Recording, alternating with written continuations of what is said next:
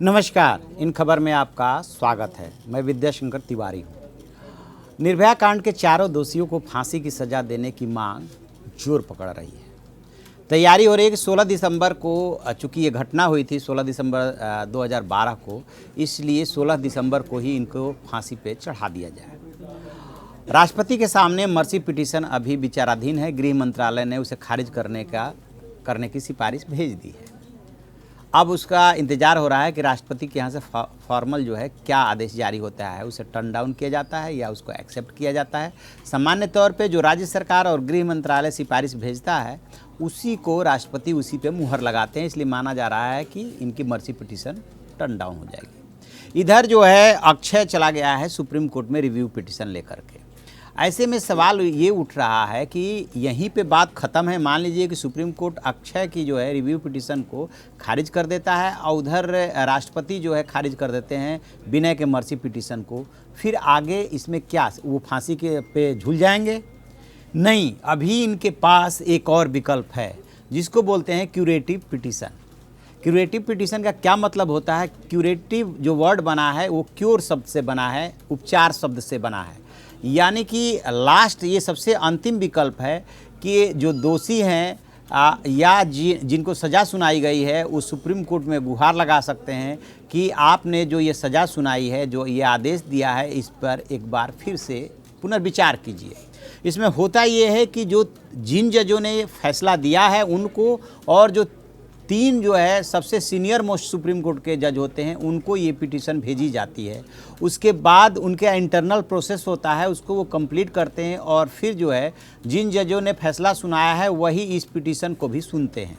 अभी तक का ये रिकॉर्ड रहा है कि जैसे ही सुप्रीम कोर्ट किसी की सज़ा पे मुहर लगाता है, सामान्य तौर पे फांसी की सज़ा में ही लागू होता है, तो मर्सी पिटीशन दायर की जाती है राष्ट्रपति के पास, क्योंकि राष्ट्रपति जो है तीनों सेनाओं का और जुडिशरी का सर्वोच्च अधिकारी वही है, उनके सबके ऊपर।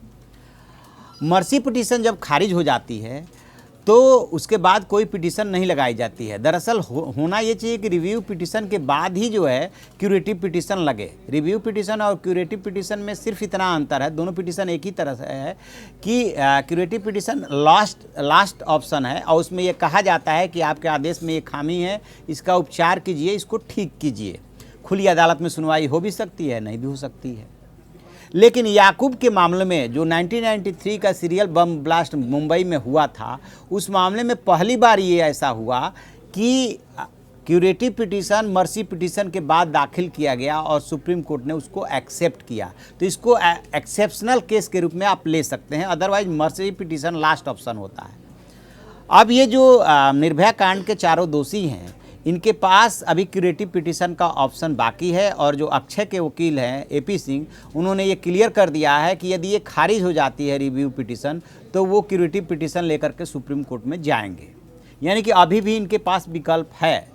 तो एक तरफ जेल प्रशासन और जो भी अथॉरिटी है उनको फांसी के फंदे पे झुलाने की तैयारी कर रही है, और दूसरी तरफ जो दोषी हैं उनके वकील, उनके परिजन लास्ट अटेम्प्ट ले रहे हैं कि किसी तरह से हम इनको बचाएं।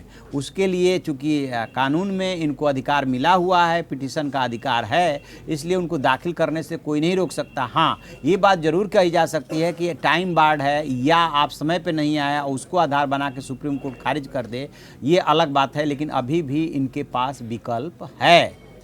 तो देखते हैं कि ये विकल्प ले पाते हैं या उसके पहले ही फांसी के फंदे पे झुला दिए जाते हैं। तो आप ऐसी खबरों के लिए देखते रहिए हमारा डिजिटल चैनल इन खबर। इन खबर चैनल को सब्सक्राइब करें और बेल आइकन दबाना ना भूलें।